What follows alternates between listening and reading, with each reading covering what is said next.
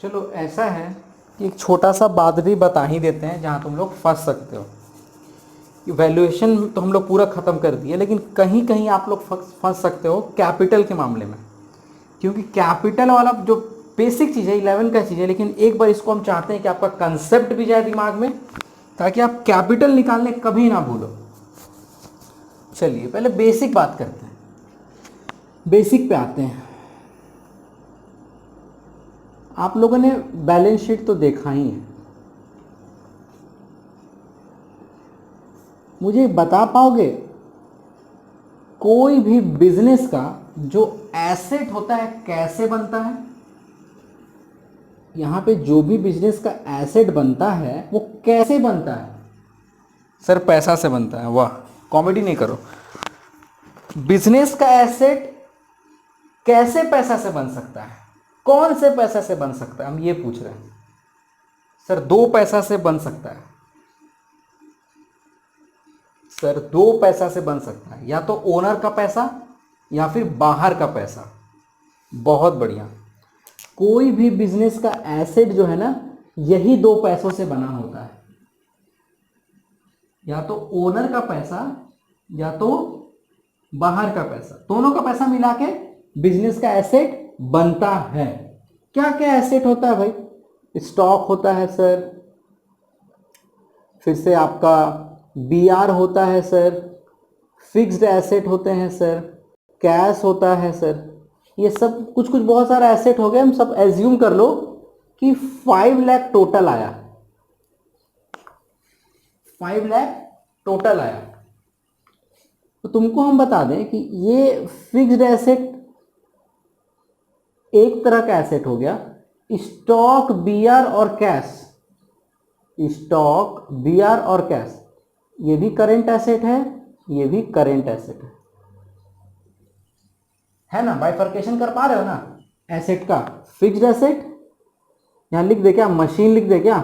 लो यहां मशीन लिख देते हैं तो ज्यादा समझ में आएगा। मशीन है जो एक तरह का फिक्स्ड एसेट है, और बाकी जितना भी है वो करेंट एसेट है। वैल्यू भी दे देते हैं अगर मन है तुम लोग का। 2 लाख, 1 लाख, 1 लाख, 1 लाख। ठीक है सर। एसेट जानते हो ये 5 लाख का एसेट कैसे बना है? हम बताते हैं। कैपिटल 5 लाख, ओनर ही 5 लाख लगाया था, ओनर ही 5 लाख लगाया था। तो पहला फॉर्मूला निकल के आ गया, पहला फॉर्मूला निकल के आ गया। नेट एसेट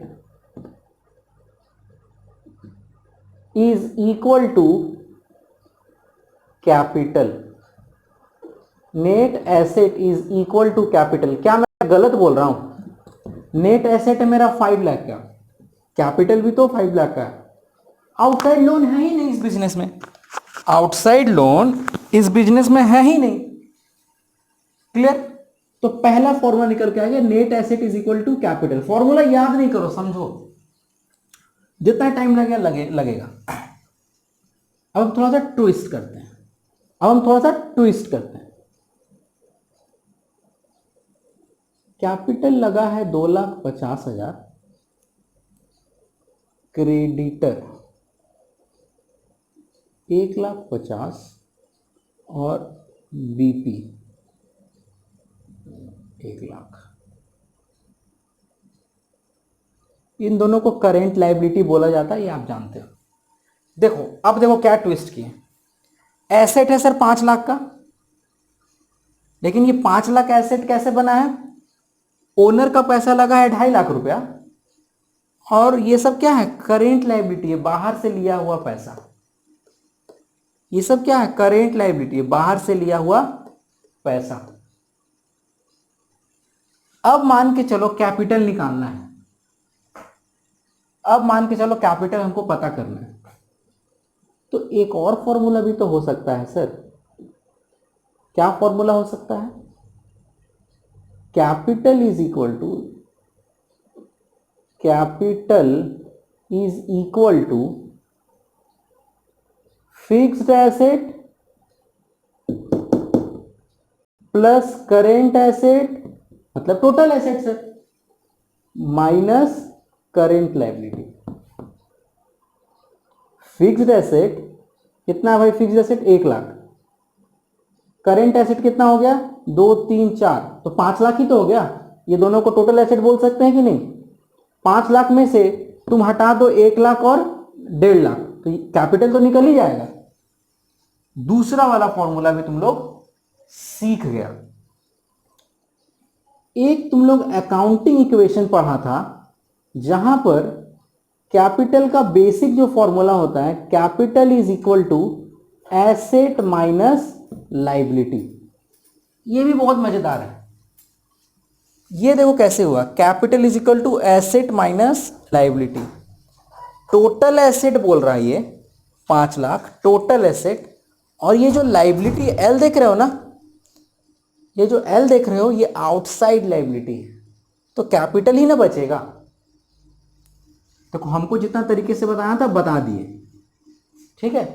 और भी तरीका होता है, और देखो तरीका, ये 3 तरीका तो आपको आना ही आना चाहिए। अभी और तरीका देखो, अब हम एसेट को गोली मारते हैं। अब हम एसेट वाले रास्ते से जाएंगे ही नहीं कैपिटल निकालने। ऐसा करते हैं कि पूरा ट्विस्ट करते हैं।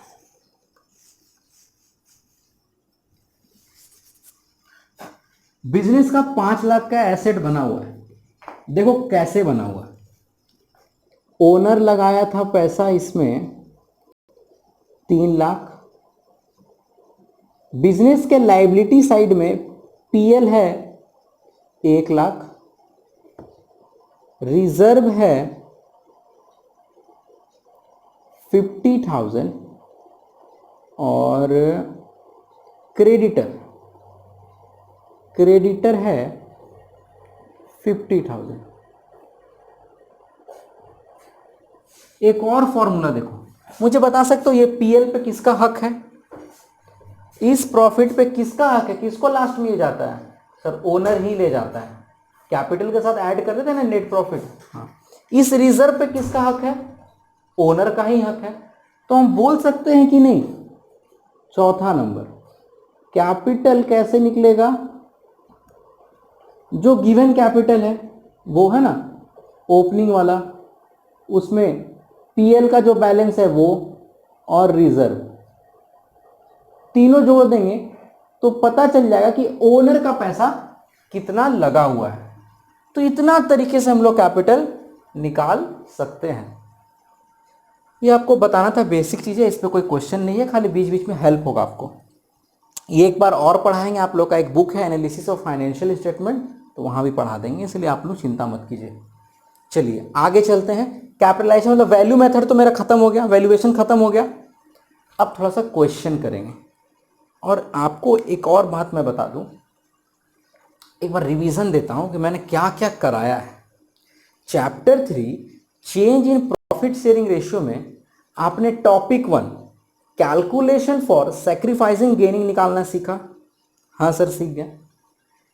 टॉपिक 2 ट्रीटमेंट ऑफ गुडविल, अगर क्वेश्चन में फर्म गुडविल दिया हुआ है तब आपको कैसे ट्रीटमेंट करना है वो आपने सीखा। हाँ सर पहले रेशियो पता कर लेंगे, फिर उस गुडविल को शेयर निकाल के गेनिंग टू सैक्रिफाइसिंग पार्टनर में जर्नल एंट्री कर देंगे। बहुत बढ़िया। जिस क्वेश्चन में फर्म गुडविल नहीं है तो उसके लिए आपने क्या सीखा? वैल्यूएशन ऑफ गुडविल सीखा, जो अभी जस्ट मेरा खत्म हुआ कैपिटलाइजेशन मेथड। जिस क्वेश्चन में फर्म गुडविल नहीं रहेगा मतलब इंफॉर्मेशन तो रहेगा ना जी, वहां से आप पकड़ के क्या निकाल लीजिएगा? वैल्यूएशन ऑफ गुडविल कर लीजिएगा, फर्म गुडविल। उसके बाद वही सब काम करना है एकदम ऊपर से ही। रेशियो पता करना है, फर्म गुडविल का वैल्यूएशन आपने कर लिया, बस गुडविल का शेयर निकाल लो, सैक्रिफाइसिंग गेनिंग, और बांट दो वही journal entry, gaining partner account debit to sacrificing partner account. अभी तक आपने यही चीज सीखा है। तो मेरा टॉपिक 1 और टॉपिक 2 हो गया है। टॉपिक 2 में एक छोटा सा बात है, टॉपिक 2 में एक छोटा सा बात रह गया है, बस वो मैं बता दूं, फिर मेरा टॉपिक 2 खत्म हो जाएगा। फिर मैं टॉपिक 3 की तरफ चलूंगा, जो मेरा क्या था? Treatment of undistributed profit and loss. तो टॉपिक 2 को आज ही खत्म कर देते हैं। ओके, चलो उसको एक क्वेश्चन से खत्म करेंगे, जो बात मुझे बतानी है आपको।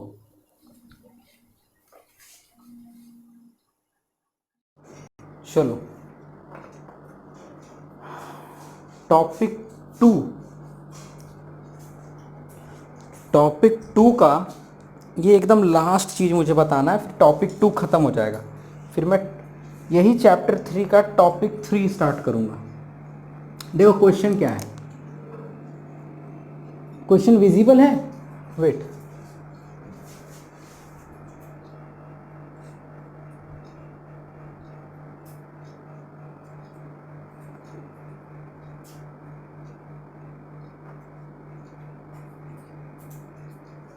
हाँ जी विजिबल तो है।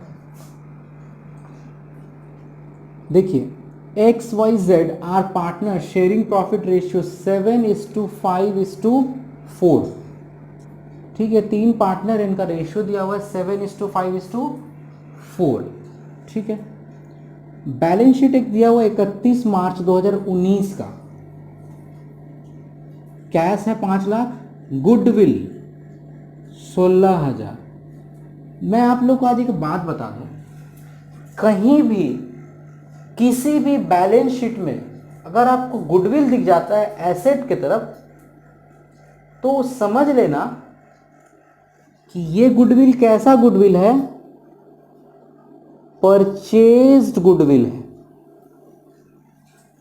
मतलब जो बिजनेस अपने बैलेंस शीट में एसेट के साइड में अगर गुडविल शो कर रही है, मतलब समझ जाओ कि वो बिजनेस उसने किसी से खरीदा है, तभी वो ऐसे गुडविल शो कर सकती है। इसके बारे में मैं लेक्चर दूंगा, बहुत सारा सेक्शन वगैरह मैं डील करूंगा। तो परचेज्ड गुडविल क्या होता है वो भी बताऊंगा, और एक सेल्फ जनरेटेड गुडविल क्या होता है वो भी बता दूंगा। ठीक है, कैपिटल दिया हुआ है 2 लाख, 1 लाख, 1 लाख, और कैपिटल के बाद क्रेडिटर दिया हुआ है 1,16,000, 5,16,000। ठीक, 5,16,000 टोटल हो गया, तो मेरा एसेट लायबिलिटी हो गया। सर ये नया चीज है हम लोग के लिए, हाँ नया चीज है। ओल्ड रेशियो दिया हुआ है, on 1 April 2019 they decided to share future profit 3:2:1। मतलब क्वेश्चन में ओल्ड रेशियो है, क्वेश्चन में न्यू रेशियो है। पुरानी बात, हाँ सर पुरानी बात। For this purpose goodwill valuation made amounted to 1.5 lakh. ठीक है, pass necessary journal entry for the treatment of goodwill. Confusion, बच्चा लोग कहां कंफ्यूज हो रहा है मैं बताता हूं।